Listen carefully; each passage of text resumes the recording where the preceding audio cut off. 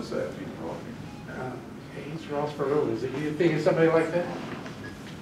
Ace Rossborough Road. I mean, everybody liked that idea.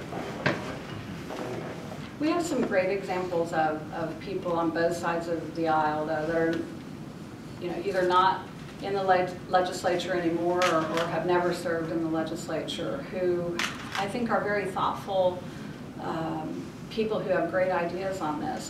The first person that comes to my mind is former Lieutenant Governor Bill Ratliff, who is, of course, working now with Raise Your Hand Texas. Texas Association of Business, I think, has been very forward-thinking and understanding that we need to invest in early childhood education. There are a number of players who really care about where we are in the education arena in Texas and should be invited to be part of the conversation. You sound like you've thought about this a lot, yet your wording is that you wouldn't be opposed to it. I mean, it sounds like something that you're saying you would like to do. I think it's a good idea to do it. I want to wait and see what the judge requests of us. I mean, the judge may request a very specific solution to the legislature. I would be surprised if that's the case. If it's not, I do think involving voices within and without the legislature is a good idea. Okay. Just to move on to a little bit different topic in this arena, it seems pretty clear that if a Republican is elected as Lieutenant Governor, we will see an even stronger push for vouchers in the next legislative session. Tell us your feeling on that. Where have you been on vouchers? Where will you be if that comes up again? I do not support vouchers, and if a voucher bill came to my desk as governor, I would veto it.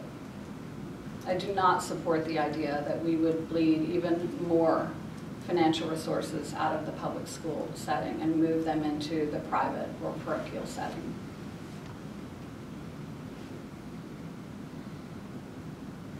Even in not that it hasn't been tried before, but in the scenario failing school over here, why don't we give those kids a chance to go to some other school? Voucher's not appropriate in that? It's not. It's not. I believe in school choice, and we had some good conversations about this in the last legislative session, but I believe in that choice as it relates to the public school arena.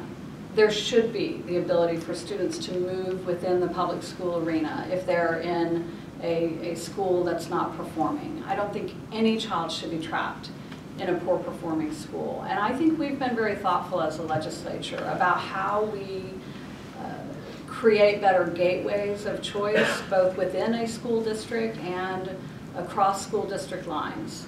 Again, we're seeing, I think, some of our school districts do a very good job of being innovative in this regard. And helping to nurture that kind of choice program along is a really important part of what we should be doing.